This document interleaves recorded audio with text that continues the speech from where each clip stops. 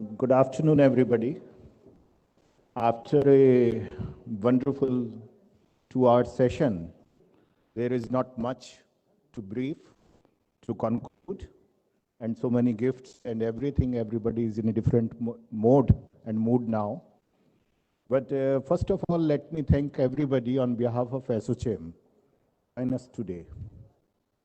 As it is 14th National Education Summit, and this year it was decided that it will be in hybrid mode. 2 days it was virtual, even partially today also it will be virtual. And Honorable Education Minister was very kind to inaugurate it. And in today's important session, we have with us Professor Chauhan, V.S. Chauhan. I'm meeting him first time personally. But thank you very much, sir, for giving me this opportunity, because there are very few those who can say black is black and white is white. And this is what I believe is required in education system. When we celebrate a policy document, but we must dare to say how challenging it will be to implement it. And that implementation lies on us. It is not anybody else. Many times when we all talk, we say there is a limitation, there are many challenges, how it can be implemented. It cannot be implemented.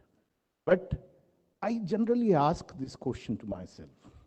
When there is a challenge or there is a limitation, I ask one question. Why we decided to establish a university? We all knew this, that yes, challenges will be coming. So we have a passion, a commitment, a mission that yes, that mission has to be there, and we have to contribute to make this country more empowered through education. We are thankful to our Honorable Minister and the government for giving us more aspirations through this new education policy. We are inspired. It has given us a possibility. Yes, we can do. It talks about many things which may look like a jargon initially, but yes, it gives us a vision document. But to make that vision a mission of our universities and to ensure that we are able to execute it, that we have to do together. Such a wonderful discussion, deliberation we had. I wanted to speak about everybody because that was my duty as concluding remark. That what everybody spoke, I should have briefed it.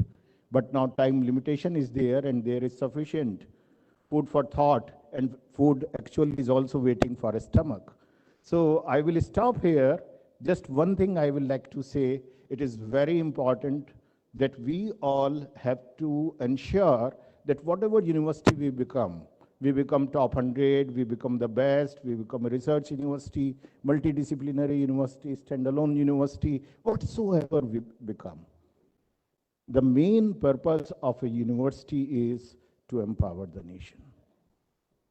And to empower the nation, you cannot empower the nation by copying anybody else. If I want to empower my area, we have two universities. One is in Meerut, which is a deemed university. Second one is in district Saharanpur, a small village, my native place, called Gango. Even those two universities cannot copy each other. Because generally what is happening, a very valid point was there, which Dr. Atul Khosla mentioned, that many times we have to see that what contribution we are giving to our local ecosystem. I'm happy that when we talk about research, impact factor of the research, it is important. But what is the social impact of your research that is more important, at least in a country like India? And this new national education policy gives us a possibility to do everything together. I am advocating a knowledge grid from last many years. I'm happy that in our budget this time, the finance minister talked about that there will be umbrella for all those institutions in one area, if they are government institution, like in Hyderabad, she mentioned. I'm talking about that. I'm happy that Dr. Chitkara mentioned about that. We have to come together. We have to pull the resources of each other, and then only the things will start coming. And these all things we have to do ourselves.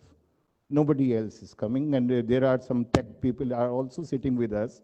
So yes, their role is also very important.